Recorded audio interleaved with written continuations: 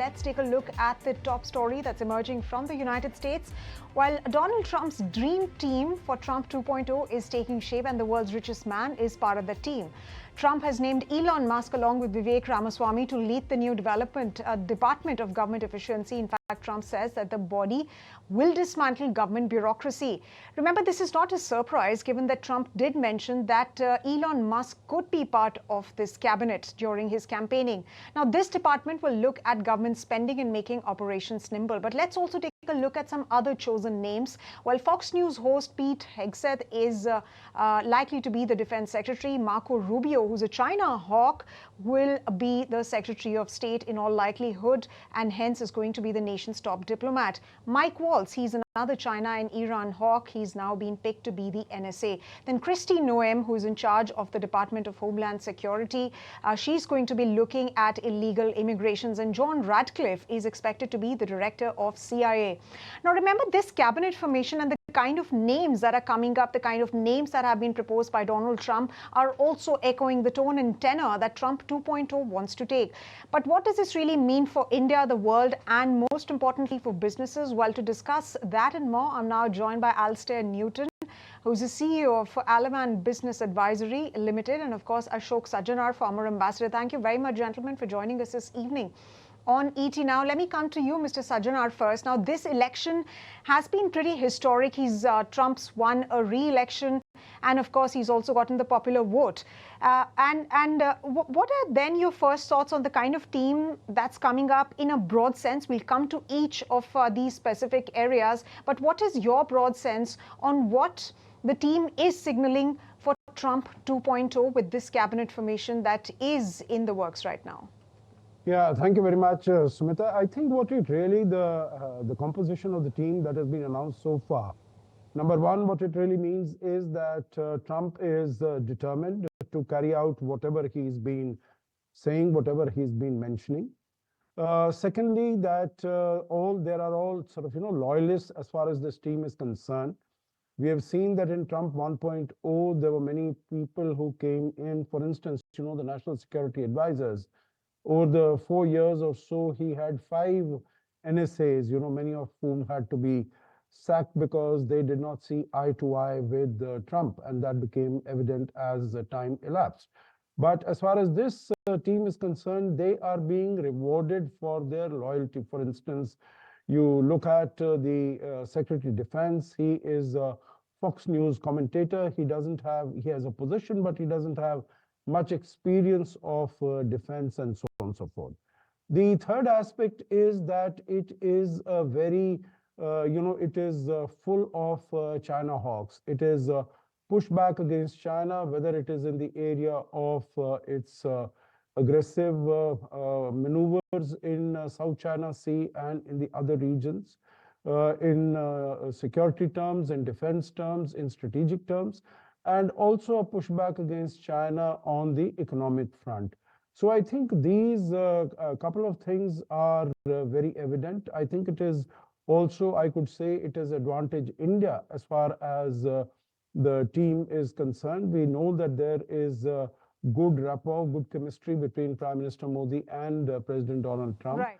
That, of course, will stand India in good stead. But Tim Walz is the co-chair of the India caucus. Marco Rubio has also made very positive statements on India-US relations. So I think it definitely looks good for India. Absolutely, Sajjanhar. Some key names that have been, of course, pushed forward by Donald Trump. And Alastair, let me come to you on that point that's been very rightly raised by Ambassador Sajjanhar. He says that Trump has decided to award a loyalist to sort of put loyalists right here in this government that is to be formed in January. So are businesses like yourselves expecting more disruption coming in? How are you looking at these developments, and what is it that you're looking forward to the most? I think the first thing I would say is I totally agree with His Excellency. This is really very much a case of loyalty trumps ability. Now, that's not to say that all the individuals we've seen named so far are not particularly competent. Let's take Marco Rubio, for example. He has a very, very impressive CV, suitable for the post of Secretary of State. But one has to question the lack of experience and lack of knowledge of government, or indeed the lack of knowledge of their particular portfolio of some of those who have been named so far. And of course, we've still got a lot more to come. There are 4,000 officials posts which will have to be approved by the Senate at one time or another. And obviously, Donald Trump is looking for recess approvals to speed up the process. So I think basically we need to consider, first of all, are these people going to be capable of executing the tasks with which they have been given?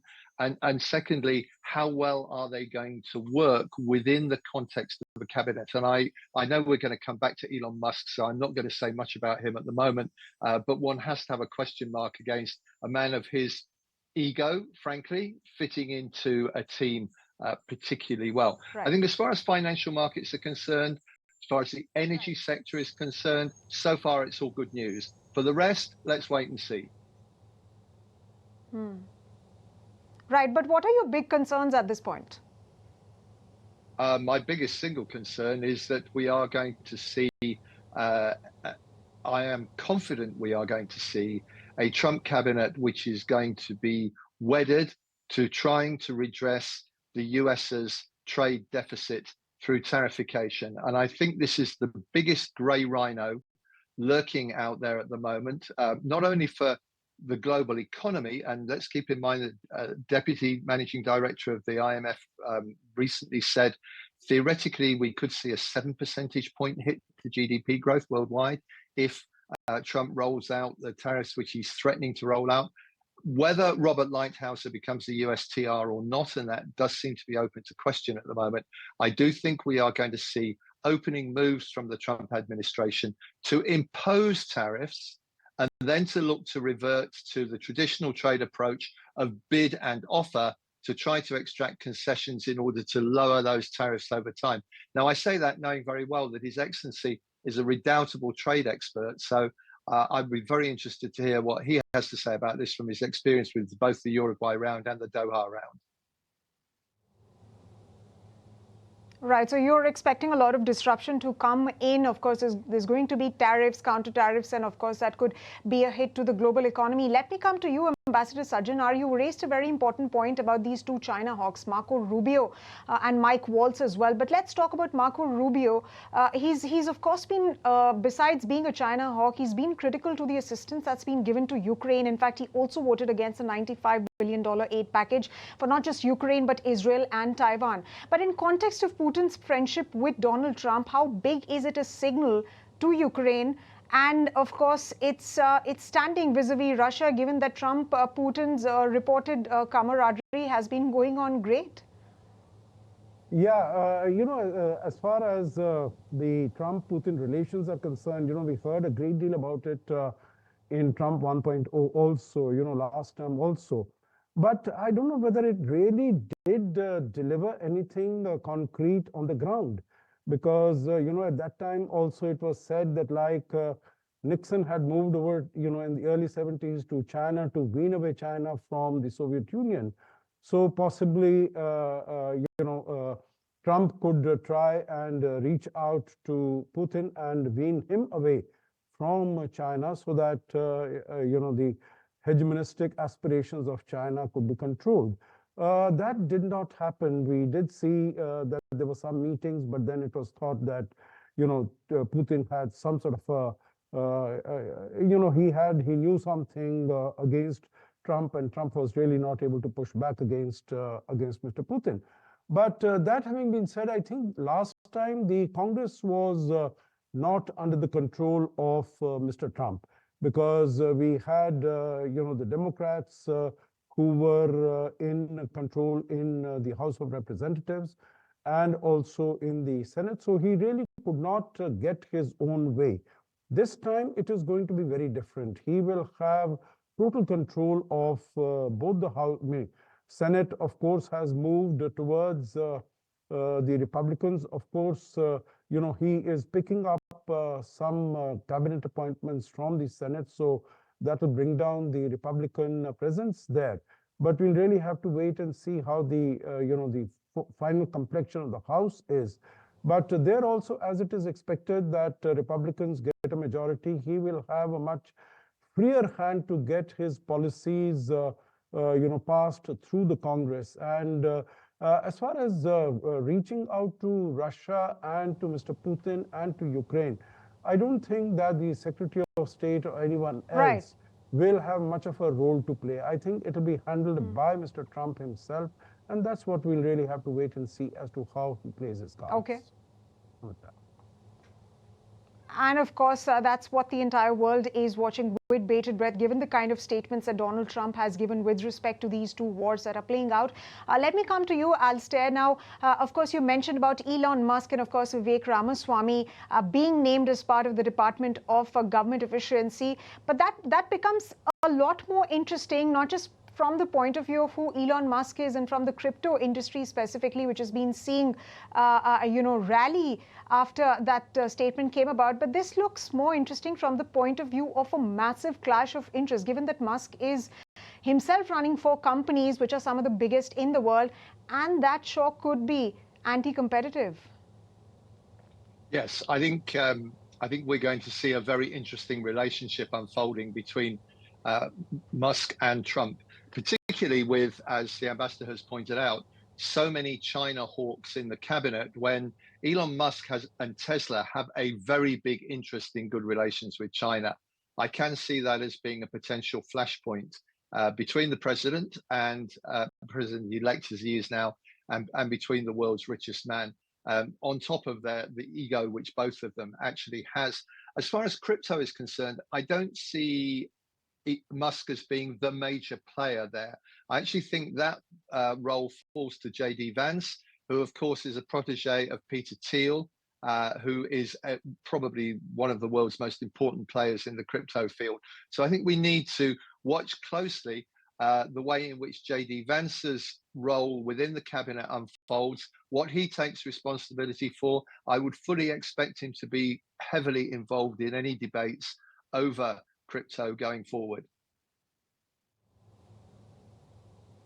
Okay. Fair point. Ambassador, let me ask you, I mean, there are fears, of course, besides the fact that there could be competition-related issues with Elon Musk, coming and becoming part of the cabinet. But there are also fears that there could be corporatization of government, with Musk actually architecting the government pretty much. How much of a control do you think will Musk exert? Because there are several reports that claim that he's only going to be an advisor, but he's still going to have a major sort of control of his own 4 companies. No, you're right, Sumita. I think that really brings up the very important issue, which I don't think has really been gone into any great detail, in terms of the relationship between business and politics, and in terms of the conflict of interest that can happen. And of course, it has been said that this new department that is set up of government efficiency, it will not be a part of the government. Both Vivek Ramaswamy and Elon Musk are going to be outside the government, and they are going to only proffer advice to Mr. Trump, who is the one who will take the final decisions on what needs to be done. Meaning, I think first thing it needs to be recognized is that the issue is very important of governmental efficiency. There is a huge lot of fat and flack that is there available in all governments. They keep on adding people and numbers. So I think the objective is very commendable. The objective is very laudable. But who have been selected and how it is going to be implemented, I think that raises large number of question marks, because if he's able to succeed, if both of them are able to succeed and give some ideas, and that also Mr. Trump has also been saying, that is also the ideology and philosophy of the Republican Party, that you have less government and maximum governance. So meaning, I think they're moving in the right direction. Right, How Ambassador. it is going to be implemented, that is the going to be the challenge. Sumita. Right, Ambassador. So when you say that flap needs to be cut, and of course government bureaucracy needs to be made that much more efficient so that taxpayer money doesn't get wasted. However, Donald Trump could have also named somebody from other sectors. Why pick a businessman? Because that is going to, of course, there are fears at least that is going to be emulated by countries besides the United States in the near future as well. But let me ask you, what does this development really mean for India? Because we know that Musk's team, as has already been reported, is in talks with India and now is said to be following norms with respect to satellite communications and is looking to establish Starlink in India. How should India be looking at this development? No, I think India has been looking at it with interest, and because, we are looking at more investments coming in here. You remember just before Indian elections, Mr. Musk was to come to India, but then he changed his plans, he changed his program. So I think we will, as far as the right terms and conditions have to be satisfied, have to be fulfilled. That is what has been mentioned by our Minister of Telecom today, even as far as the Starlink issue is concerned, that all the, the necessary approvals need to be obtained by Mr. Musk, and I think it will have to follow the set pattern in terms of getting the necessary approvals. But investment from there for new technology, I'm sure, whether it is EVs or it is Tesla, of course, under the right conditions, terms, I think that will be welcomed. I think the biggest advantage that Mr. Musk Elon Musk enjoys today is that he has the ear of the president.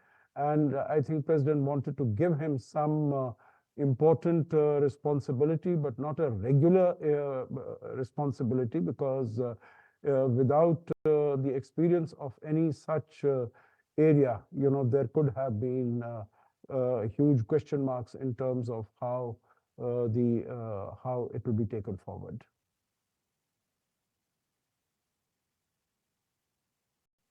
All right, Ambassador, and let me ask that one final question to Alastair. Alastair, we're completely running out of time, so I request you to quickly respond to this question on Mike Huckabee, who's of course being chosen to be the ambassador to Israel. Now, remember, he once famously said, and I quote, that there's no such a thing as a Palestinian, and that a two-state solution is irrational, and there's plenty of land that Palestinians can find outside Israel. Now, he is somebody who has a track record of divisive commentary. What does that bode for his second term, Trump's second term, and most importantly for Palestine and the war that's there?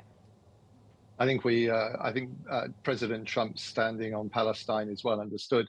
If you remember, in Trump's first term, the solution to the Israel-Palestine question, which his son-in-law came up with, bore no relationship to a two-state solution whatsoever. I think Mike Huckabee's appointment is entirely consistent with Donald Trump's view on this issue. Perhaps more interesting is Trump's view on Lebanon, given that he has a son-in-law who is the son of a very influential Lebanese businessman. But perhaps most interesting of all for the world at the moment is where Donald Trump is going to come down on Netanyahu's clear ambition to effect regime change in Iran and the demolition of the Iranian nuclear program, which would certainly be a potential shock to oil markets and therefore of some serious implication to the Indian economy as well. So I think that's where we need to be looking, not at Israel, Palestine and Huckabee at this time. All right. Thank you very much, Alastair, and of course, Ambassador, for joining us this evening and sharing your thoughts on this crucial story. Definitely challenges remain so far as trade, tariffs, immigration and deportation. Some of those issues are concerned. If you like this video, then like, share and subscribe to ET Now.